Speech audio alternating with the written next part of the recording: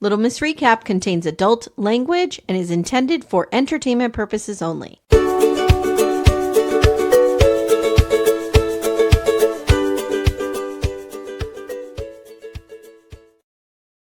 Hi, everyone. Welcome to Little Miss Recap. My name's Amy. And I'm Becca. Hi, Becca. Hello, how are you? I'm okay. I'm a little, I think I'm getting sick or something. Oh, no. I don't know what's going on, but I'm a little stuffy this morning. So if I'm, if I sound funny, that's why. And I'm kind of in a blind rage. Are you on your period? I must be, according to Taylor Sheridan. So I just came off of a real hard weekend where I had to talk about Garrick Merrifield and Cody Brown. And I don't know if you heard our Sister Wives episode, but I was unhinged. Well, I know our Sister Wives text thread, you were unhinged, so I can only imagine. Oh, there was a lot of ranting and raving. And poor Amanda, she kept trying to pull me back down to earth, but... And then, Garrick and that whole situation. Oh. So then to come to this episode of Landman, it wasn't that good. And did Taylor Sheridan listen to last week's episode, run right back into the writer's room and say, we got to do it over and do everything we told him not to do? I think so. I think so. This episode was bad. Here's the thing about this episode. He has... Just from a writing standpoint, he has too many things going on. He does. Like, you need a main plot, which should be the cartel and the son. Yes. That should be the main plot. You can get a lot out of that. Yeah. And then, if you want to connect Monty to it somehow, like have one side plot, maybe two. Yes. He's got 10. And he does that straight. I felt like he did that. He did that a lot on Yellowstone too. He throws everything at the wall. He did do that on Yellowstone, but in the earlier seasons of Yellowstone, it was tight. Yes. Like you just had such a tight narrative. I'm a maniac about wasted space. And he used to be really good at that. Like everything, even if it was a scene that felt like nothing, like if it was just John Dutton looking out at his ranch from the porch and a song was playing, it was doing something. Whereas I feel like now we just have scenes that don't do anything. And I feel like when all else fails, just throw in sexy Angela. Oh yeah. Well, Angela's always horny. Yeah. And like, really? I mean, the girl's got to take a break. I said to Timmy last night, I'm like, do men think women act like that? Like, do you experience me in this way? And he's like, no, and men don't act this way. No. Like, he's just like, it's bizarre. Like, car rides make her horny. Phone calls make her horny. Houses make her horny. Dinner makes her horny. Fighting makes her horny. Old people make her horny. Like, it's everything. I also like... There's a classic scene that anytime they want to show like a woman doing a particular act on a man and they're in the car always goes like, oh yeah, all over the place. All over the place. I don't understand her. What's the point of her character? Give her some depth. Yeah. I want to know, for example, why they got divorced. Yeah. Like, let's talk about, why don't they have a scene where they sit down there talking about that? Yeah. Like, you hurt me and you did this. And they touched on that last season, but it wasn't explored. No, it was one conversation. With a whole other person. Like, let's talk about that. Yeah. And how long was the breakup for? Right. Yeah. But I mean, that's going to make her too horny and they won't be able to finish the conversation. That's true. When she talks about their divorce, she gets horny. Oh my God. Like, this woman is in her late 40s at least. Yes. She is past the point of roadhead. Really? And you're not going to meet somebody who's more attracted to Billy Bob Thornton than me. Yeah. And even I would be like, nah, let's get to our destination. And then maybe we'll have a drink. And then maybe, you know, I've got that sciatica acting up. Like, this is so crazy. And then even when she's later in the episode, when they're in that private club, like, why is she, like, slinked all over the Thank you. couch, Thank you. her legs up? Like, why can't she sit like a woman? Like a person. Yeah, like, she's just like how a teenager would sit on the couch. Yeah, like a grown woman, she needs to say. Yes, you're Yes. absolutely right. I said the same. I pointed that exact thing out. I said, "Why is she sitting on the couch like that?" Yeah. Because everything she does is sexy. And I'm gonna start sitting on my couch like that, see if it's sexy. You gotta put on your Beth sweater. And my heated blanket, Yeah, yeah. and see what happens. So, all right. This is Landman season 2, episode 3, Mm. Almost a Home.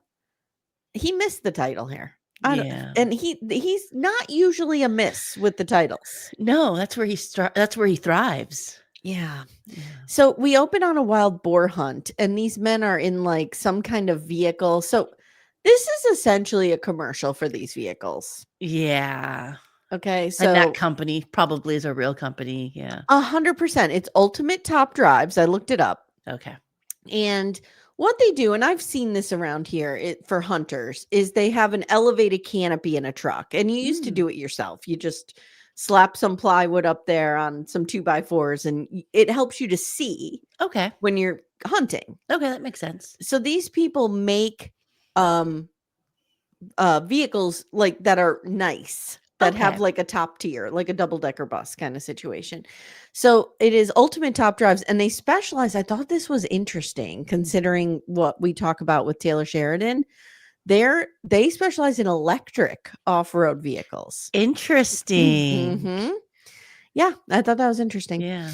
So one of the guys hops out to get a selfie and begins coughing like bad. And Yeah. ever since the pandemic, I have a real PTSD situation with coughing. And I almost hate coughing like, if I have a cough Yes. at work, I won't go in. Yeah, I'm Yeah, like, I'm because coughing. we think Yeah. about it differently. Yeah. Mhm.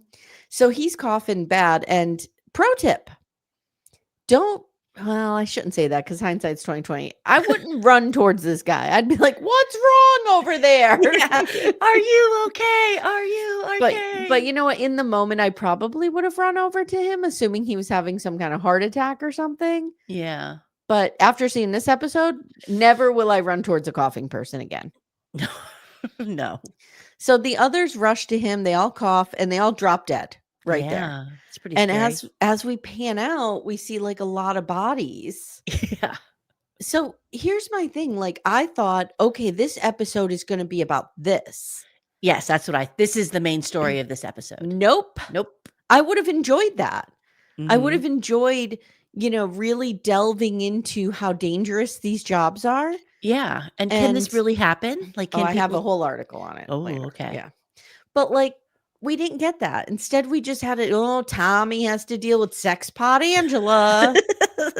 No one can eat dinner because Angela's not there to make it. I'm Yeah. going to start saying Angela like Tony Danza, who's the boss. Angela. So Tommy and Angela are driving, and it's a day that ends in Y, so she's horny. Yep. And she's trying to give him roadhead while he's swerving all over the place. And the cops pull up, and they're like, "I'm shocked it wasn't like a, hey, dude, good job. You're getting a blowjob." And I don't know. He's like, "I promise we'll behave, whatever." She has no seatbelt on, was Timmy's takeaway from this. Yeah, and she's just sliding all over the seat back and forth. Yeah. Yeah. I mean, it's Texas. Yeah. I guess that's allowed. Cami calls him at one point and says, I need you in Fort Worth at Monty's office. I don't know what this whispering is. Okay. And he has a business meeting, and Angela has lined some houses up to look at. Now we get a call with Rebecca, because if you're not sexy, you're strong physically. Yes. You're like in the dark, dingy gym. You're not in like the fun, cute gym. Yeah. No. She is weightlifting, and he's like, you need to get over to Monty's. And there's this whole thing where Angela hates her. Yeah. And starts mean girling her. And Tommy says, now, girls, stop it. And I'm like, first of all, do not talk to Rebecca like that. And second of all, Rebecca did nothing here. No. It's like girls. It's not calm down, girls. Mm-hmm. There's a I'm the man and I'm saying knock it off with that lady talk. God. I hate this show, but I love this show, and I hate myself for loving it. And I wonder, what is it about me that loves this show? We Is don't it know. the, "Hey, ladies, quiet down"? It's, do I secretly wish I was Angela? Like, Part of it is it's interesting to see a world that I don't know much about. yes. Okay. But there's also a part of it that's like when he wrote that, we talked about it when that scene last week, we get those and it's Mhm. like, it's almost like Metallica's fourth or fifth album. You're like, okay, I get two good songs on it. Yeah. So I'm going to buy the album despite the 10 shit songs because the two songs are so good. So good. Yeah. Yeah. And I was raised on a soap opera. I love a little drama. Me too. Me too. Yeah. I mean, I was raised on Dallas. This is Dallas 3.0. Yeah. Yeah. So Dale and his crew go out to look at the old well. And this is the well, remember, that Tommy had asked them to look at. Yes. And they send Jarrell up on the tank to look around. And he's like, hey, there's like an armored vehicle or something over here. You guys should come and look. How he didn't spot all the dead bodies, I have no idea. Yeah, that's what I would have, like, I spied first. There's Waldo, there's a tank, and there's 17 dead bodies. Plus all the animals just laying around. Yes, yes. So all of a sudden, so they go running over there, and all of a sudden their little like Geiger meters or whatever, like tick, Yeah. tick, tick, tick, tick, tick, tick, and they start running and vomiting profusely. Yes. And I'm like, what is happening? All right. So Dale calls a helicopter saying I got an HS2 leak. So I brought this up. Okay. Okay. This is an article from Harper's Bazaar, believe it or not. Oh. Has Landman season 2's deadly gas leak incident ever occurred in real life? Mm. So, all right, let me read what it is. So, this is a hydrogen sulfide leak. Mm. And hydrogen sulfide is a strong smelling poisonous gas that saturates the Permian Basin of West Texas and other oil production regions. While the dangerous substance is known in the oil industry for its ability to kill quickly, Ooh. the outlets suggest that less attention has been paid to those community members breathing in lower levels of the gas in their daily lives. This is Mm. kind of like Timmy's whole family was in carpentry. Mhm. And this is kind of like when they discovered the asbestos issues. Oh. And, like his grandfather died of lung cancer very young. And they're Mhm. convinced it's because he worked around all the asbestos and stuff like 100%. that. Yeah. And by the time Timmy's on work sites, like they have a lot of precautions, OSHA does, to Yeah. deal with that stuff, but they didn't in the 70s and 80s. No. And if you wore a mask, you were a weenie man. Oh, 100%. Yeah. 100%. So, according to the Agency for Toxic Substances and Disease Registry, Oh, that sounds spooky. just a few breaths of air containing high levels of hydrogen sulfide can cause death. Oh my gosh. It's also noted that hydrogen sulfide induced toxicity primarily affected the respiratory tract and nervous system in humans. So basically, you can go into respiratory distress, or arrest. Mm. And high levels of it can quickly knock you down, causing you to lose consciousness. You stop breathing and you geez. die. Oh my gosh. Yeah, it's pretty bad. All right. So basically, this kind of stuff can be it has like a rotten egg smell when you first smell Yes. it. That's the I guess indicator. Yeah. So here And in my neck of the woods, if you smell, like, we have commercials, like, if you Mhm. smell rotten eggs, call PG&E right away. Oh yeah. Oh Yeah. yeah. So it's also highly flammable. Mm. And it occurs naturally in a number of different environments, including in crude petroleum, natural gas, volcanic gases, and hot springs. Hmm. It can be spread by fracking. We talked about fracking. Yeah. And injecting water to push out more oil. So basically, working within the oil industry can be incredibly dangerous, and high hydrogen sulfide occasionally kills oil workers. Wow. So it has happened. In 1975, it caused 9 deaths. Wow. And then, it's happened as recently as October 2019.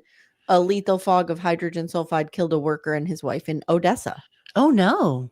Yeah, so there you go. It's real. Wow. And let me tell you something. I was in a fucking rage last night because I couldn't get closed captioning to work on Paramount Plus. Oh, okay. And because of my auditory problems, I need it. I need So it too. I didn't understand what they were running from and puking. And we're just going, what is happening here? Okay. What is the gas? Like, we couldn't figure out what the gas was. I couldn't understand why the guy on top of the metal thing couldn't just come down and they could all get in the cars and drive away. Okay, thank you. That's one of my notes. Because that's what ends up happening after the helicopter. Why don't they just get in their cars and drive away? I didn't understand. Or at least get in the cars where Yeah. it can't get in. And why was he the most at risk when he was the highest up? Like, I didn't understand that. So they kept him up there because he was above the wind. Okay. So he was safe up there. If he came down, he would have been in it. Okay. But then the winds shifted, and that's when he should have run down. Yes. I don't know. And they should have been in the car. Well, would it just explode maybe from the engines of the car or something? So you only have a few minutes to turn your engine on and get out? I don't know. I feel like Taylor Sheridan just got a budget for a helicopter, so he wrote that scene. He needed to use it. So now we get poor downtrodden Ariana. Yeah. She's a single mom, so she needs to go get a waitress job. Of course. And she's only applying at the Patch because that's the only place in town, I guess. Yeah. And she gets it immediately as a bartender, even though she has zero idea what she's doing. They didn't even train her. I said to Timmy, we see her taking orders. I'm like, she hasn't even been told how to put it into the POS system. No, she doesn't even know where anything is behind the bar. No. No. But she's on there. And of course, there's some perv hitting on her. And then he just comes right out and offers her like $1,000 to bang him. And she smashes a glass in his face. Yeah. No repercussions, though. Like the bar cheers. Yeah, the bar cheers. The bartender is kind of like, sexual harassment, just part of the job. Part of the job. She's like, I'm going to save you the trouble of firing me and I'm just going to quit. And he's like, oh no, you're staying here. You're going to stay here in this toxic, abusive environment. If you weren't pretty, they wouldn't be harassing. That's true. Yep. That's true. Angela is looking at a house that is at least, I pulled up Zillow Fort Worth and I found similar looking houses, at least $5 million. Yeah. Like, where did just the money come from overnight? Because Monty died? At this point, only Cooper can afford this home. Yeah. Billy Bob Thornton doesn't have the money. He's just the landman. Don't forget, he doesn't have his own money. Yeah. He just runs around doing things for others. I mean, he probably makes way better money than I'll ever see in my life, but it's not $5 million house money. No. So Tommy heads over to meet with Andy Garcia's character, which I thought had a different name in the first season. Yeah, I don't remember his name in the first season. But now he's calling himself Danny Morrell. Okay. Rewrite. And at one point, he's like, my wife calls me Daniel when she's angry. Does your wife call you Thomas? He's like, oh, no, not Thomas, but she calls me cocksucker, fuckhead, piece of shit. Things like that. Could you imagine if Timmy was at a business meeting and he just said, nah, my wife calls me fuckface? Could you imagine if Timmy was at a business meeting and I called him and he had to answer because I would rip his fucking head off if he didn't, which is not how I operate, but I'm using myself as Angela here. And then I was like, do you want me to come over and blow you in the middle of the meeting? I'm so horny when you answer the phone. The way you say hi just gets me revved up. Oh, God. All right. So Danny, there's a tense scene here between, and this is where I think the meat of the action should be. Yes, this is where we should dedicate our time and story to. So Danny says, we've been partners for almost a month. And Billy Bob Thornton says, no, we are not partners. You are partners with a 22-year-old kid who has the net worth of a 30-year-old pickup truck. I liked that line. It was pretty good. So then I started thinking, what is my daughter's net worth? And I was like, they probably have about $1,000 in tumblers and Lululemon pants. Yeah. That's their net worth. Same, girl, same. They don't even own their phones. I do. Yeah. They don't own any of their items. No, everything is mine. We own their cars. We own their phones. Yeah. It's really interesting. Maybe they should get in line, ladies. Yeah, go get a job at the patch. So Tommy says the IRS is going to be all over us. We're going to have $1 billion in revenue a year. Yeah. Like, I don't think you understand what's going on here. Danny says, this was a generous deal. I did this as an apology for you. And also, now your son has money to explore his instincts, which were right. Yeah, he was right. Danny insists. Oh, Tommy goes, I will not discuss the nuance of oil exploration with a fucking drug dealer. And I have to admit, that line was hot. Yeah. The way BBT delivered it. Yeah, and like the close up of his face when he was just like, Yes. Yeah. Kind of like Thick and Nugget. I love how Thick and Nugget always looks angry. Always in attack mode. He's a miserable old lady. So Tommy says, or Danny goes, I reinvest income and diversify revenue. Okay, whatever. Keep telling yourself that. Yeah. And Tommy says, you bet on my son to fail so that I would owe you. And he's probably right. He's I have right. a fruit fly in my face over here. I don't know Oh, what's no. happening. Yeah, he wanted Cooper to fail. Yeah, because he wanted to hold it over his head and have him in his pocket, and it's not working. Mm-hmm. Danny says, Danny goes, every time you take a breath, you owe me. And he slipped into Godfather 3 mode. Yeah, he did. And was really kind of screaming. Yeah. And it was kind of cool. And he's like, I spared you. And then he says, they're talking about the wells being shallow and stuff. And he goes, this is a blind spot in the industry. And you're angry that Cooper found it. I think that's a little truthful too. A little bit. I love how he's yelling, though. He never once gets up. He's just still sitting there yelling. I know. Back at the drill site, that's how you know you have real power, when you don't even have to get out of your seat. Yeah. And you can yell. You don't have to go get in your kid's doorway and yell. You just yell from where you're sitting. That's how I like to do it. Like, can somebody get me something from the couch? I like to assert my power while I'm on the couch. So back at the drill site, we see Jarrell getting sick on the tank. Dale runs up with the hazmat suit. I wrote, why don't they get in their trucks and drive away? Yeah.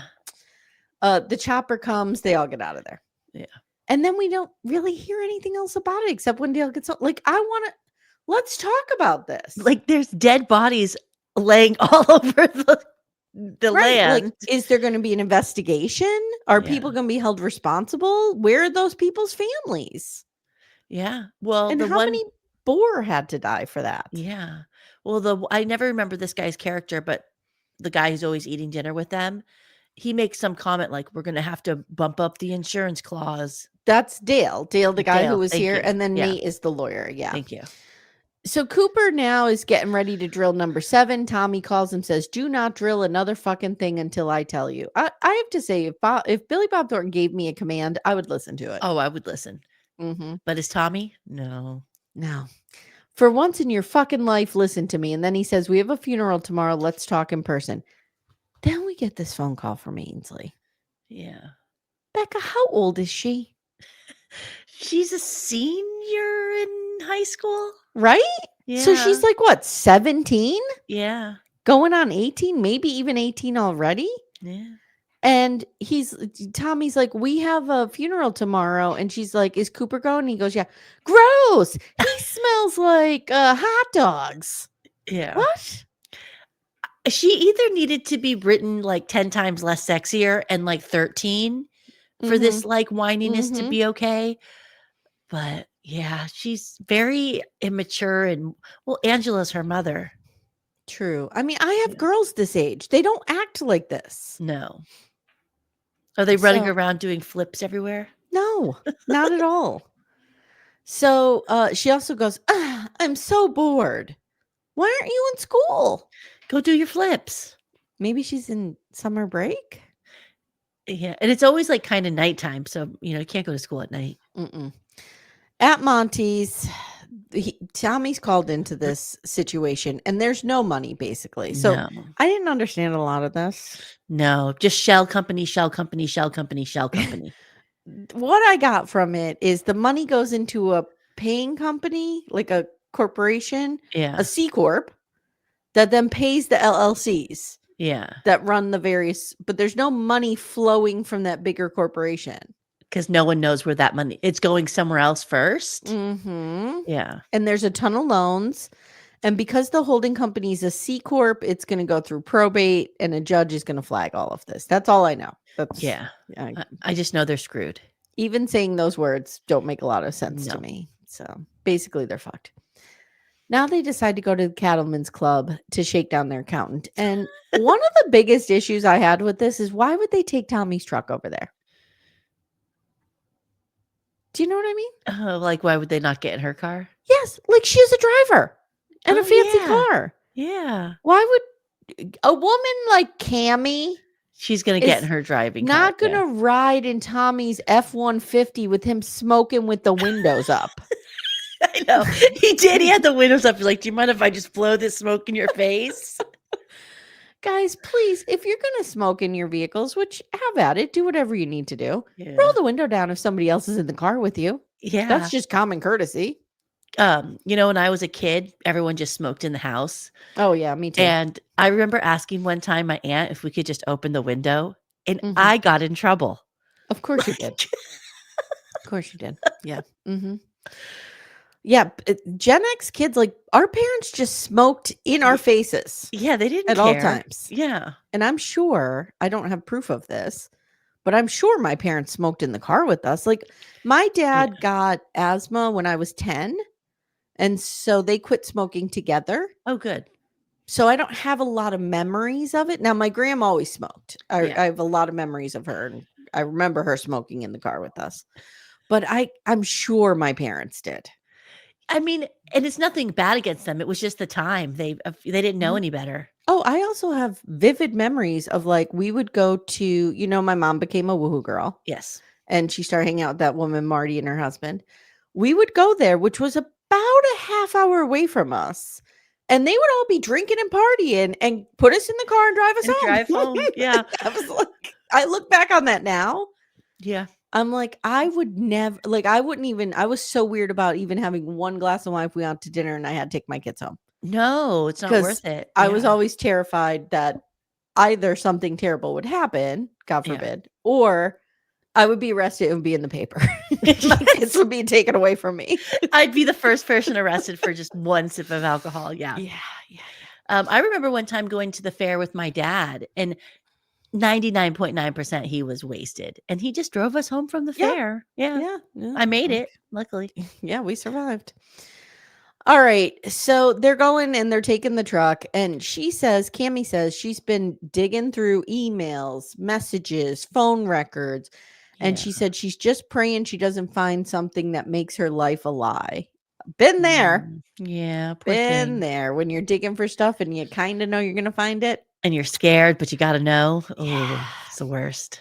So he says, you have your trusts, you and your daughters, and you can walk away at any time and you'll be fine. Maybe you won't have a fucking plane, but you'll be okay. And he tells her once they get this straightened out, she should sell the company and walk away. Angela calls and she's horny. That's basically her picture. Becca, I want you to call Steve at work today and just be like, what are you doing? And if he says like, I'm just installing this blah, blah, blah, be like, oh my God, that makes me so horny. And see what he does. He'll probably be like, do you have the wrong number? Timmy would be like, who is this? What are you doing and why? I'm busy. Jesus. I gotta go. Click.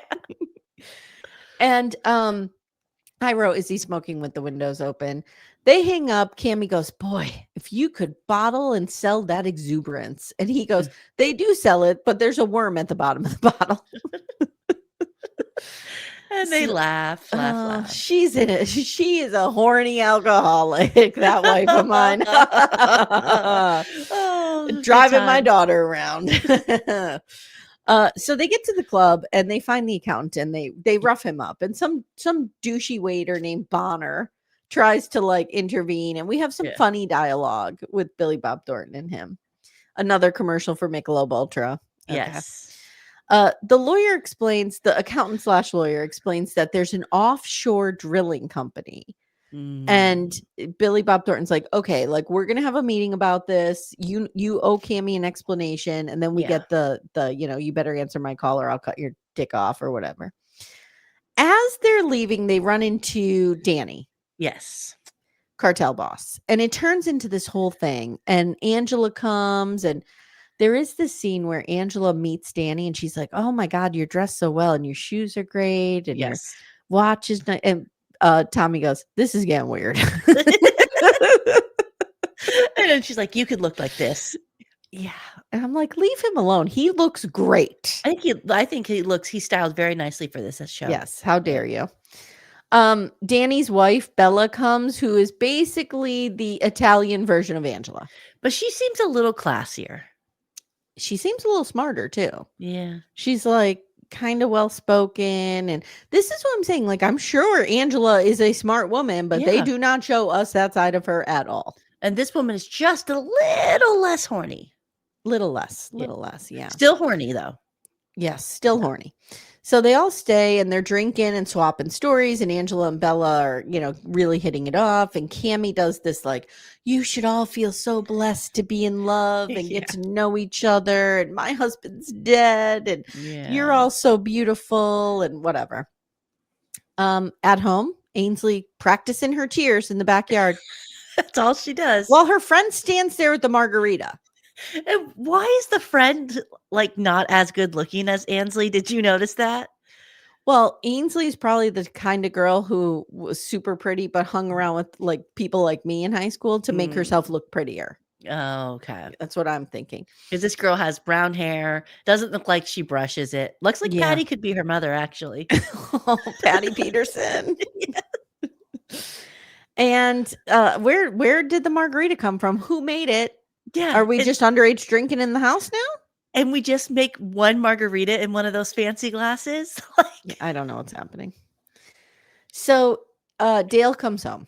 And he's really rattled about his near-death experience, but it takes away from the gravity of it that you have so much ridiculous nonsense around it. Yeah. I don't know. I just didn't feel the flow of this episode. It felt like it was like poorly edited and chopped together a little too. It was very choppy too. Yeah. We Yeah. did it. Like, for example, we didn't need Ainsley at all in this episode. No.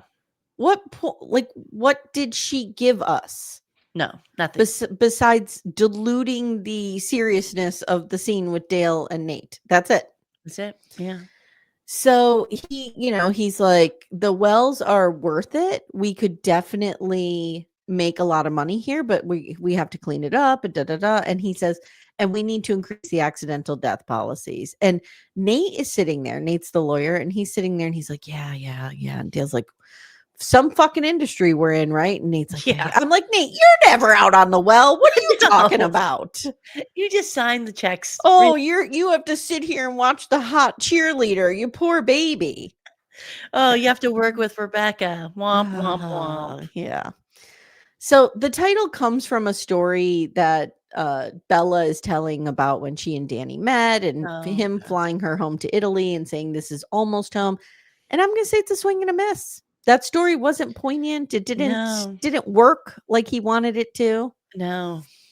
So Danny and Tommy kind of go over to the bar alone, and Danny whispers to him that, that problem that he had in the corner with the accountant, he could make that go away. Yeah.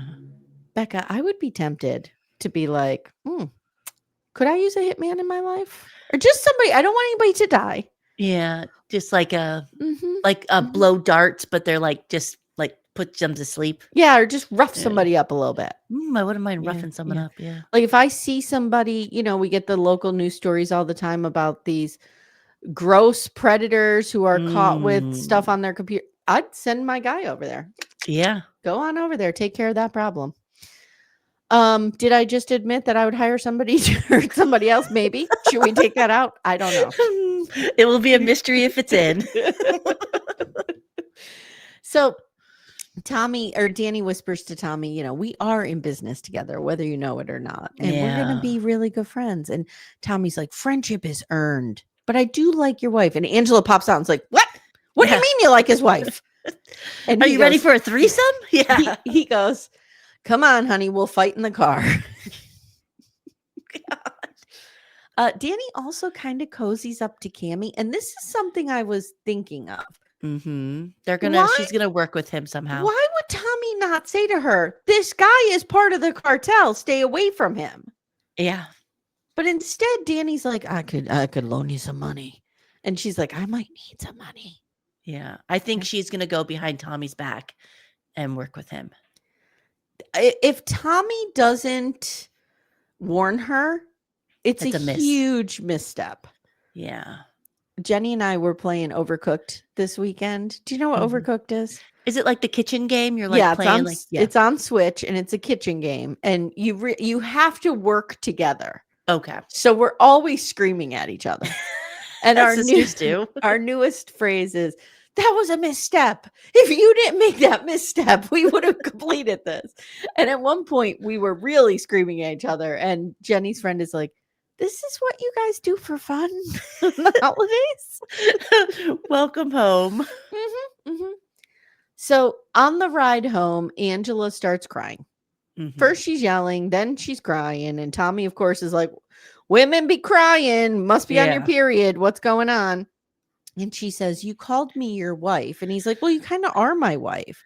Oh, here. She says that was 10 years ago. So for 10 years, they've been split up. But like, she had a whole other marriage, right?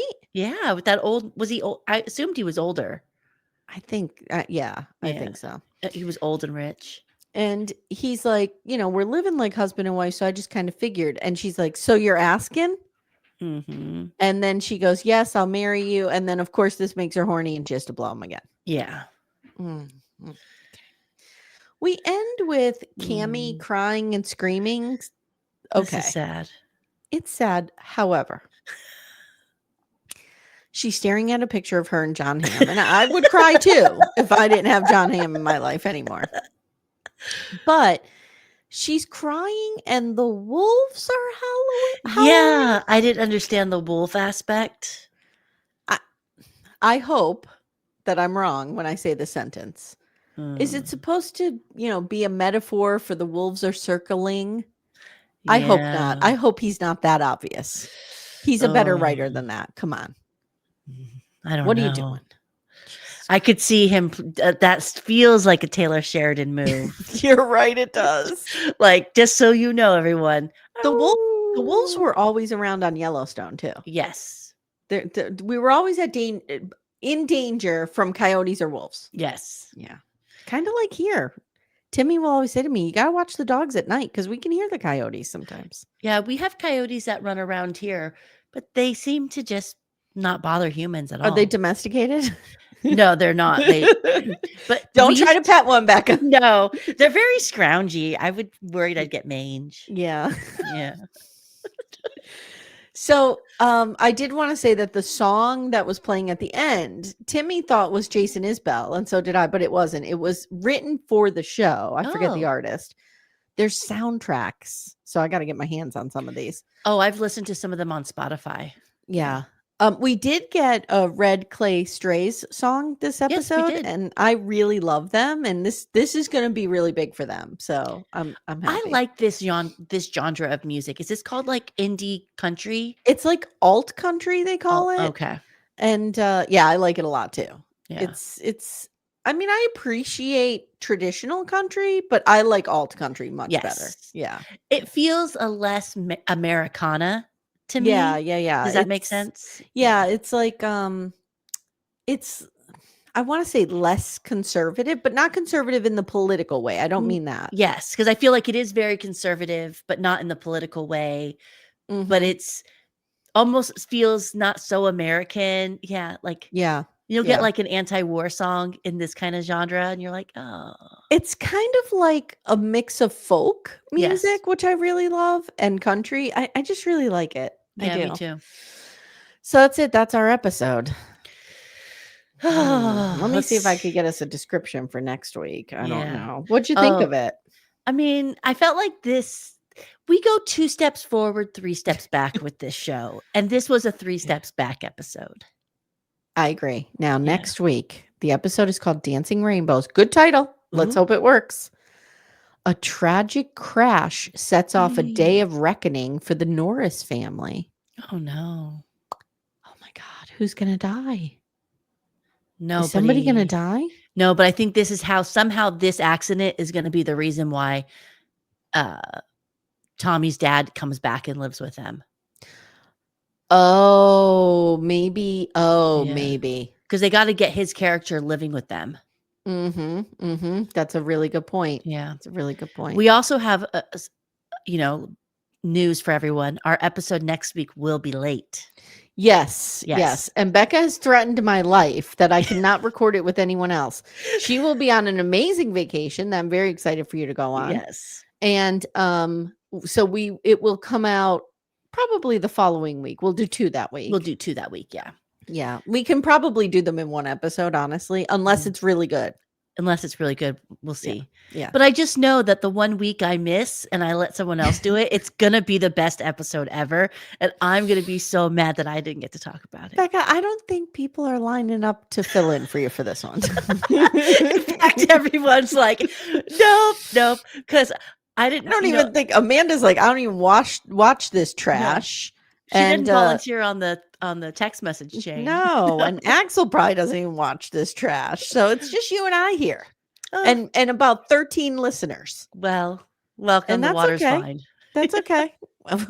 Like I said, if more than like 13 or 14 people wanted us to cover it, I would cover it. That's how much I love this. That's the push I needed. It's mostly just for us. Yes. Here we are. All right, guys, that's been your episode. Thank you so much. We have a real treat for you guys tomorrow. If you're listening, Real Talk is going to be on the free feed for everybody. Woohoo! Because it's been 1 year, 52 episodes. Wow. So we're going to pop that out on the free feed. And then we go back to Sister Wives and shit like that on the weekend. So enjoy. Did you enjoy Sister Wives this week? I did enjoy Sister Wives this week. It was I'm good. so fascinated let me just have a Sister Wives minute with you. I'm so fascinated by the Cody Robin dynamics and stuff, like how they work. So I'm always really interested in watching them. It's like I'm at a zoo watching 2 animals that I don't understand. But I don't know what will happen. Like, say, you heard Amanda and I talking about it. Like, once he does this fake apology tour, and the wives accept his fake apologies, and then he's never going to talk about his kids, or the reconciliations will not be on camera, and rightfully so. The children should not agree to that. What do we have from there? I am kind of worried because we just can't continue to have 3 broken shows in one. Like the Mary, I don't need any more Mary writing on walls. No, I don't need any more like craft nights. I don't need any more Christine and David getting facials. Right. And what's difficult is the thing that unites the Christine and Janelle storyline the most is the kids. Yeah. Because you need conflict. The kids don't want to be on camera. No. So you have no conflict. We're just literally watching Christine and David be married, and Janelle and Maddie and Caleb building their houses. Which I wouldn't mind, like a 4-part series of when Janelle's house really gets like ready to be put, of them kind of like building the farm, or like a little thing for them to get promo. I wouldn't mind that. But I don't know. I'm worried. Yeah. Don't need it. Yeah. Don't need it. And after so long, I really don't need any more conversations between Cody and Robin either. Like, I don't want a whole show of that. The only reason that I'm interested in them right now is because I'm trying to figure out, like, who's worse? Who's the real villain? Is what I'm trying to get to the nugget of. And that's where I feel like we're all at now, because I think for so long we thought we knew who the villain was. But I don't know if that's who the villain was. Like, who is the villain between Cody and Robin? I saw Robin's real manipulation this episode. Like, it was on full display. He was asking her for permission and forgiveness. Yeah. To go and apologize to his wives. And the only reason he's apologizing to them is because she's upset that he said, I never loved them on camera. He really I don't should know. never have said that, though. Ugh. But don't worry, guys. We still have like 10 seasons to go through in our rewatch. So, Sister Yes. Was, you got Sister Was for like another 2 years on Little Miss Recap. Yeah. All right, Becca, thank you so much. Thank you. And we'll see you guys next week. Bye, guys. Bye. Well, not next week, 2 weeks. 2 weeks. 2 weeks. Okay. Bye. Thank you so much for listening to Little Miss Recap. If you'd like to support the show and get a ton of bonus content, including all episodes ad-free, please visit our Patreon. The link is in the show notes. If we've earned it, please consider leaving us a 5-star review wherever you listen. If you have someone in your life who loves trash TV, please consider sharing this episode and telling them about the pod. I hope you've enjoyed this episode because we made it for you.